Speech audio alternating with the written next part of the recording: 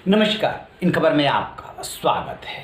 यूं तो दो राज्यों में चुनाव हो रहे हैं, हिमाचल और गुजरात में, लेकिन सबसे ज़्यादा जो सरगर्मी है वो गुजरात में है, क्योंकि वहीं से प्रधानमंत्री नरेंद्र मोदी और गृह मंत्री अमित शाह का ताल्लुक है। 27 सालों से बीजेपी सत्ता में है, लिहाजा उसे बेदखल करने के लिए विपक्ष बाहें चढ़ाए हुए है।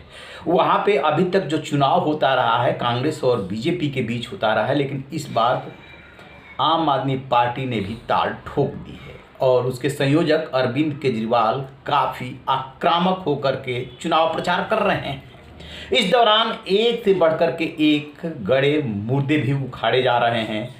दोनों एक दूसरे को जितना डेंट कर सकते हैं करने की कोशिश कर रहे हैं और आपकी कोशिश है कि कांग्रेस को दबा करके और वो दूसरे नंबर पे किसी तरीके से आए। यूं तो वो सरकार बनाने का दावा कर रही है, लेकिन इसी बीच बड़ी खबर ये आ रही है कि बिहार के मुख्यमंत्री नीतीश कुमार और उनकी पार्टी भी गुजरात में ताल ठोकेंगे और उन्होंने बीटीएस यानी कि भारतीय ट्राइबल पार्टी जो है उससे समझौता किया है। हालांकि जेडीयू की तरफ से भी कुछ नहीं कहा गया है, लेकिन भारतीय ट्राइबल पार्टी के जो संयोजक है छोटू भाई वसावा, उनकी तरफ से ये ऐलान किया गया है कि लल्लन सिंह केसी त्यागी से उनकी मुलाकात हो चुकी है और नीतीश कुमार से भी बातचीत हुई है।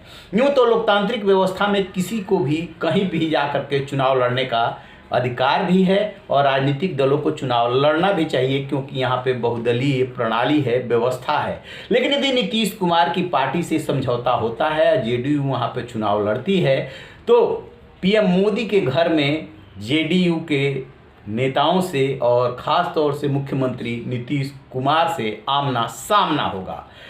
जो विपक्ष का कोशिश है वो किसी तरीके से ये है कि 27 सालों से वहाँ पे राज कर रही बीजेपी को सत्ता से हटाया जाए। लेकिन जो पार्टी पिछले चुनाव में काफ़ी संघर्ष कर रही थी, अच्छी फाइट दी थी, कांग्रेस, वो थोड़ा कमज़ोर दिख रही है और उससे ज़्यादा आप आक्रामक प्रचार कर रही है। इसी बीच यदि जेडीयू की एंट्री होती है, वो भी बीटीपी से समझौता करके, तो निश्चित रूप से विपक्ष का ही वोट बटेगा। बहरहाल चुनाव बहुत दिलचस्प होने जा रहा है और छोटू भाई वसावा ने इसका ऐलान कर दिया है। उनके 2 एमएलए पहले से ही यहाँ पे है, यानी कि वो अपना जनाधार रखते हैं।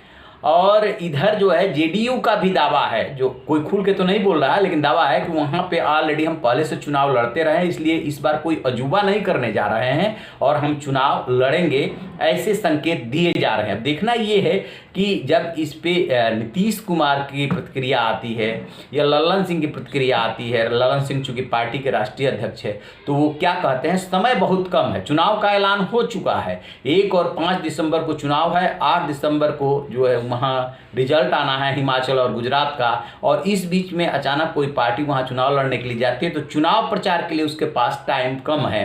तो देखना ये है कि जेडीयू कैसे मैनेज करती है, कितने सीटों पे वहाँ पे चुनाव लड़ती है, प्रधानमंत्री नरेंद्र मोदी और बीजेपी को कितनी चुनौती दे पाती है। आम आदमी पार्टी तो सूरत के नगर निगम चुनाव में पहले ही चूँकि सीटें हासिल कर चुकी है, 27 सीटें मिली थी, इसलिए उसके हौसले बुलंद हैं। और कांग्रेस भी ललकार रही है कि पिछली बार हमने घेर लिया था लेकिन इस बार नहीं छोड़ेंगे, तो इस पे हमारी नज़र रहेगी। जैसे ही कोई अपडेट मिलेगा हम आपसे साझा करेंगे। रहिए ना बेखबर, देखते रहिए इन खबर। Thank you.